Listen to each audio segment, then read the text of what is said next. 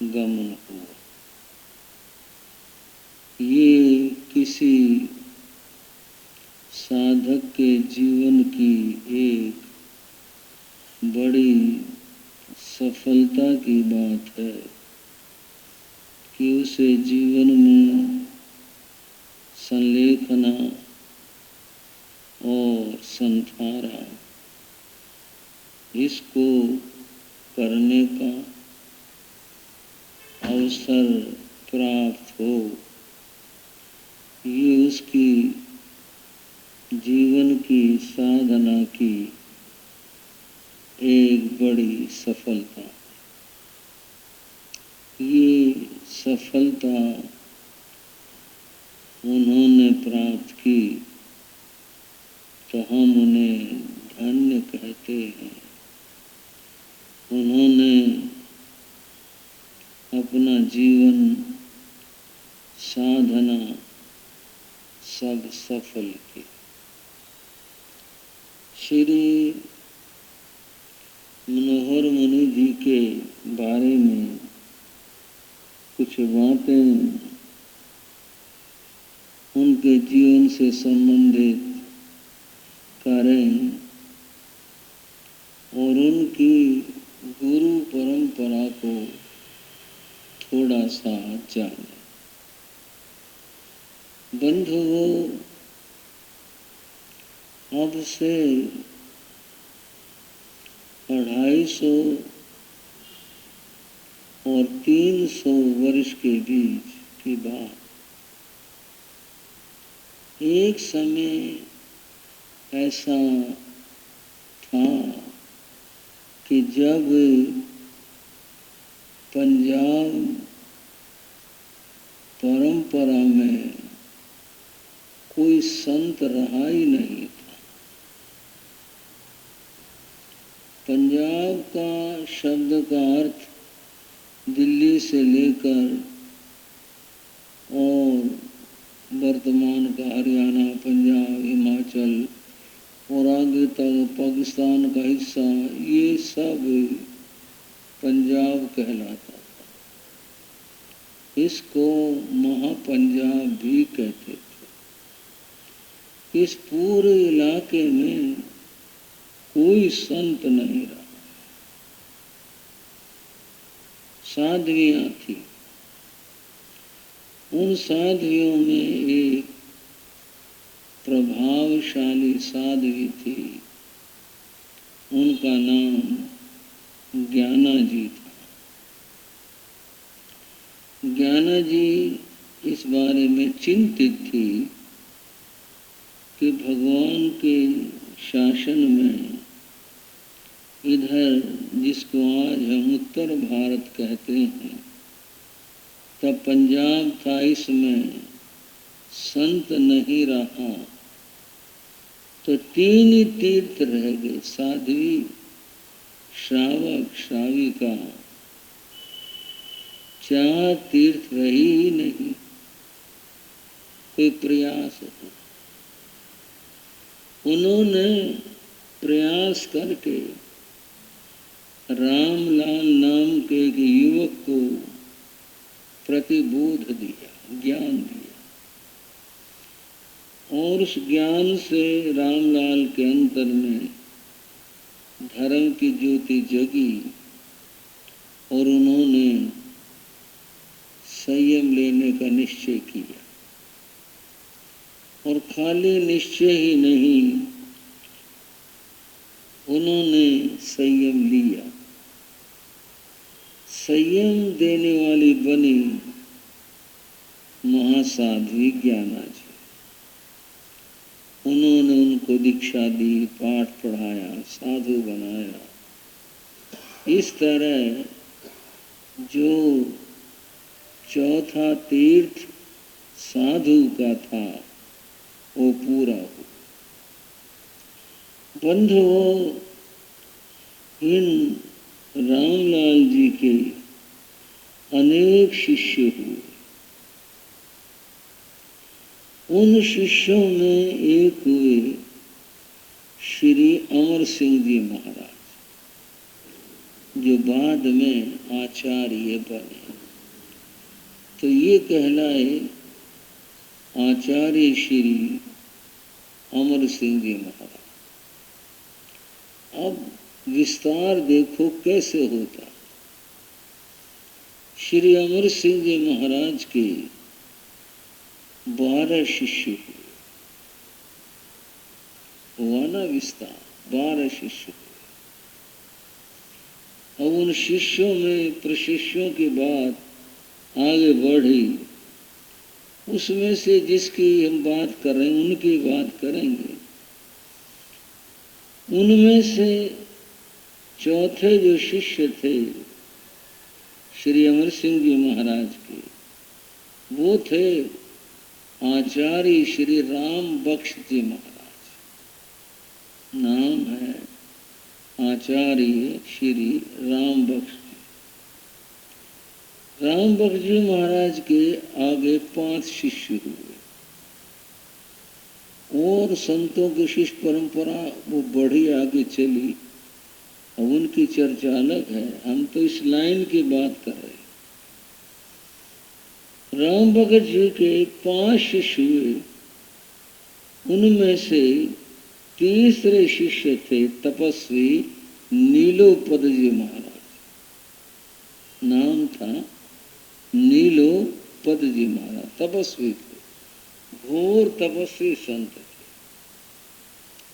इनके शिष्य हुए श्री हरनाम दास जी महाराज, उनके शिष्य हुए गुरुदेव श्री मायाराम जी महाराज, और फिर ये वर्तमान में जो भी परंपरा है वो वर्तमान में।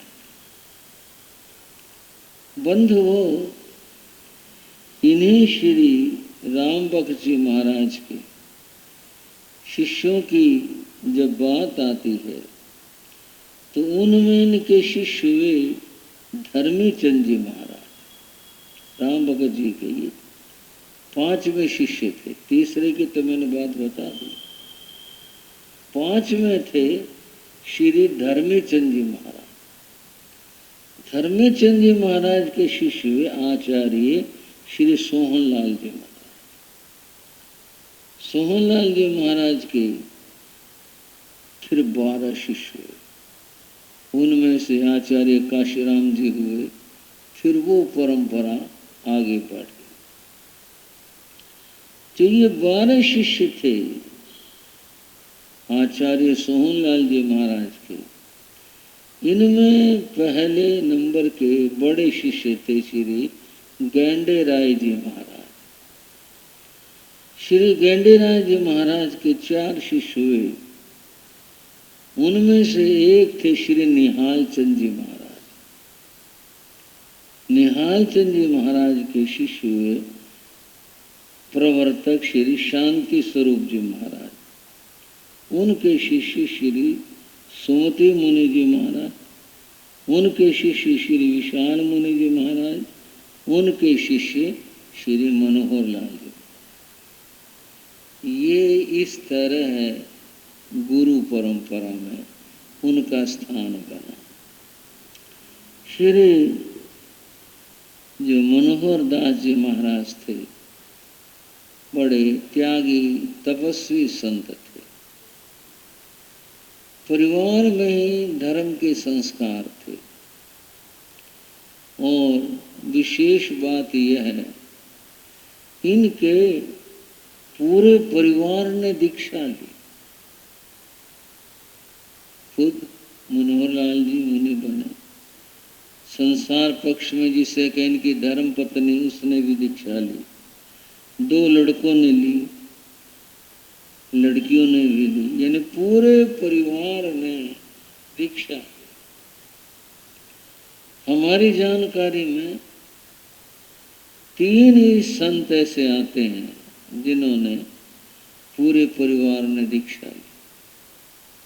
एक तो श्री मनोहर लाल जी महाराज की बात बताए, एक हमारे श्री सुमेर मुनि जी हैं, यहाँ पधारे हैं जब हम पहले आए थे यहाँ पर। उन्होंने भी पूरे परिवार ने दीक्षा ली। सुमेर मुनि जी की धर्मपत्नी, उनका एकमात्र बेटा श्रेयांस मुनि जिसका नाम है। श्रेयांस मुनि की दीक्षा यहीं पर आपके गाजियाबाद में हुई। हमारे श्री श्रेयांस मुनि जी और श्री वसंत मुनि जी, इनकी दो की दीक्षा यहाँ पर हुई थी। उस समय कुछ कन्याओं की शायद 3 कितनी संख्या थी, उनकी दीक्षाएं भी हुई थी, आपके यहाँ पर हुई। और श्रेयांस मुनि जी की 3 बहनें हैं, तीनों ने दीक्षा ली हुई है, यानी पूरे परिवार ने दीक्षा ली। और तीसरे जो संत हैं वे मंदिर मार्ग की परंपरा में हैं, उनके भी पूरे परिवार ने दीक्षा ली। तो मेरी जानकारी में ये 3 ही ऐसे संत रत्न हैं कि जिनके पूरे परिवार ने दीक्षा ली।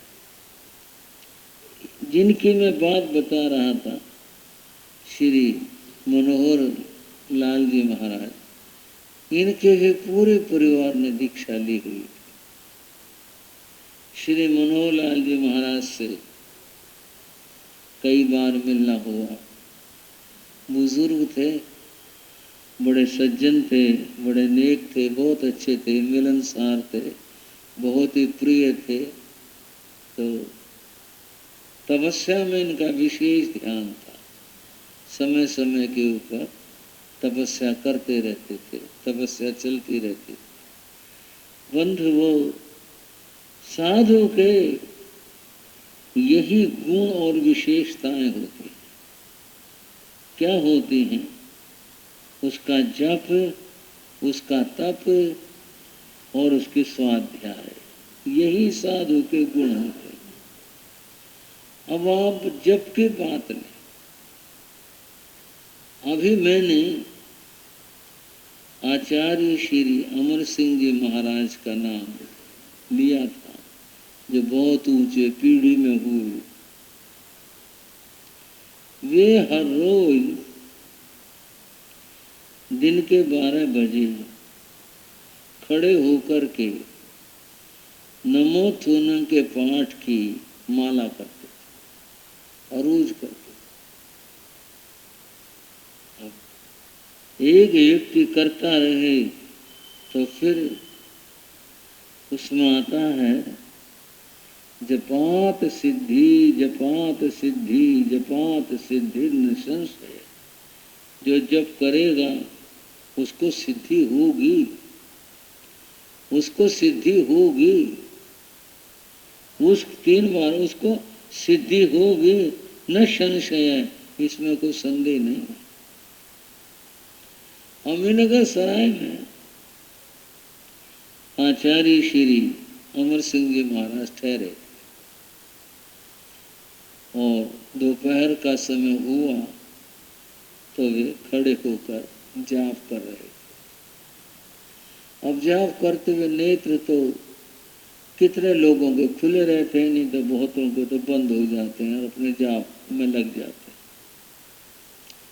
वे बंद कमरे में करते थे, कमरा बंद करके करते थे।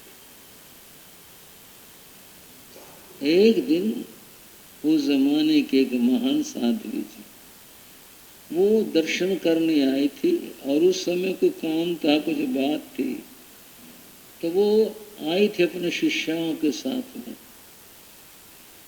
तो संतों ने कहा आचार्य श्री तो जाप कर रहे हैं।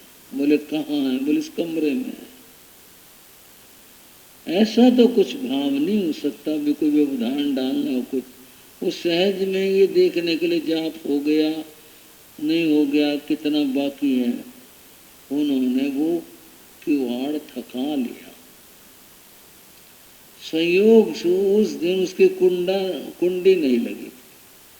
वैसे तो बंद करके ही जाप करते थे, उस दिन उसकी कुंडी नहीं लगी थी। अब कुंडी तो थी नहीं, किवाड़ धका, किवाड़ खुल गया। किवाड़ जैसे खुला और देखा, साधु जी की चीख निकली जोर से। देखा क्या कि ये काला नाग, ये नाग खड़ा हो जाता पूंछ के ऊपर ही, ऐसे करके ऐसे करके ऐसे खड़ा हो जाता, और वो नाग उनके सामने बिल्कुल जिसे कहते हैं छू कर, टच होकर उनके मुंह के सामने यहाँ ऐसे फन किए हुए ऐसे खड़ा था। इस दृश्य को देखकर वो डर भी गए, दूसरे भय कि भी डंक मारेगा, क्या करेगा। उनकी चीख निकल गई। चीख निकलते ही सर्प तो गायब हो गया। आचार्य श्री का ध्यान भंग हो गया।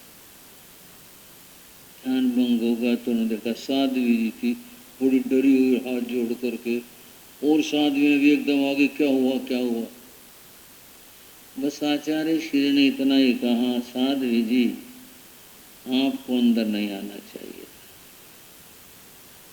बस फिर तो क्षमा मांग ली, गुरु महाराज माफ करो, मैं तो बस दर्शन करने आई थी, किवाड़ ढका लिए, वो खुल गए, मुझे नहीं पता था, बस गलती हो गई, चलो क्षमा कर दी। कहने का भाव और तात्पर्य है, जो साधना करते हैं सिद्धियां तो उनको अवश्य प्राप्त होगी, जो करेगा वो अवश्य प्राप्त करेगा। गुरु महाराज योगीराज जी की कितने बातें प्रसंग सुनाता हूँ आपको, कि वो जो बोलते वो वैसा हो जाता। और वो रात्रि में हर रोज 3 बजे से और 5 बजे तक रात्रि में ध्यान करते थे, हमेशा। जिसे यूँ कहें सर्दी हो गर्मी हो कुछ हो, हमेशा करते थे। उनका था ऐसा क्रम, हमने स्वयं भी देखा, पर ऐसा सीखा नहीं, उम्र भी नहीं थी, समझ भी नहीं थी, बस इतना ही समझते महाराज ध्यान कर रहे हैं, बस इतना ही।